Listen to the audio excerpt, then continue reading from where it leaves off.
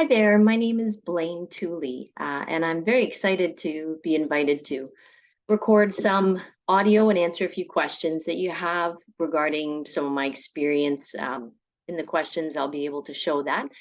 So let's get started. When formulating an agenda for a client, you need to understand the outcomes that they're hoping for that meeting. So, as an example, you need to understand, is this a sales meeting we need an agenda for? Is this a staff meeting we need an agenda for? And then it's pretty straightforward, right? How much time do we have? So how many components can we allow? It's very important to put time on the agenda so that everybody is sure start time, end time, number of minutes, and who's speaking. And that's really important. Something I like to add is actually the outcome of that agenda point. So some people say, welcome. Well, the outcome will be that we desire is to familiarize everyone with any new hires or any new people to the meeting. So things like that are very important when you're formulating an agenda. Then you want to send it to them in a couple of formats. So you want to make sure that everybody can access it and to make sure that it's clear. So ask them to give you any feedback and to review it. So they don't look embarrassed, assuming that you've got a perfect agenda. No one is perfect. So it's very important that they look at it. And if there's anything they had in their mind, because you're not a mind reader, then you can go ahead and add that in after. You asked me to give you two examples of how to approach new clients to wow them. So when I was in martial arts running my academy, we would often have new inquiries, and these are 1% of the population takes martial arts. So when you look at the importance of inquiry, is extremely important to have wow factor. So a couple of things that I did. We'd always have a standardized presentation of the benefits of the program that we did, and we would also make sure that this was in a visual format.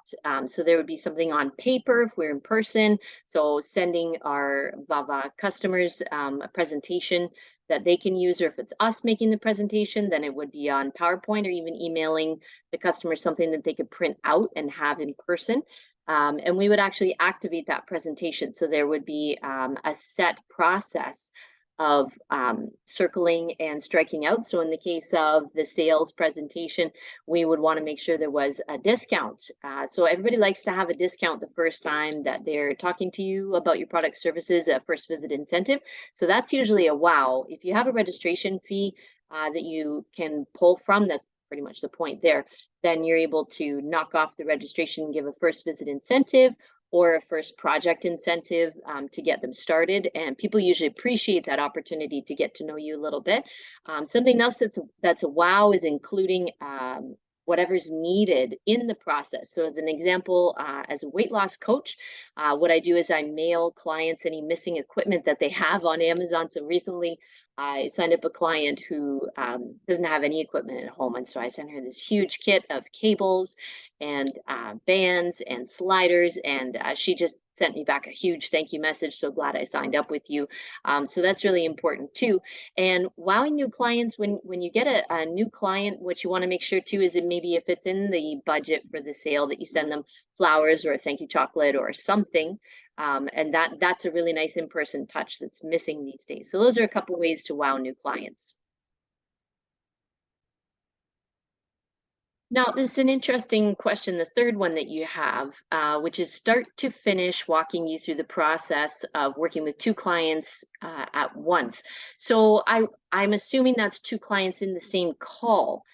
So what's really important there is to use our minds as the assistants to see either how they are linked, commonalities, or to pull out unique factors and highlight them so that they would feel special or unique, and the other person's valuable time on the call could be benefited by understanding maybe something they didn't know prior to the call. So when you're working with them together, highlighting to one client, okay, we're going to cover this aspect here. Do you have any experience with that? So what's important is when you've got two people in the room at the same time, which is the first part that I'm answering for you, you want to make sure that you're engaging them both in a way that benefits them, because their time is super important and everything that you do needs to reflect that with respect. However, if you're referring to just having multiple clients on the go at the same time, what you do is you always make sure that one client is closed, absolutely, all your files, all of everything.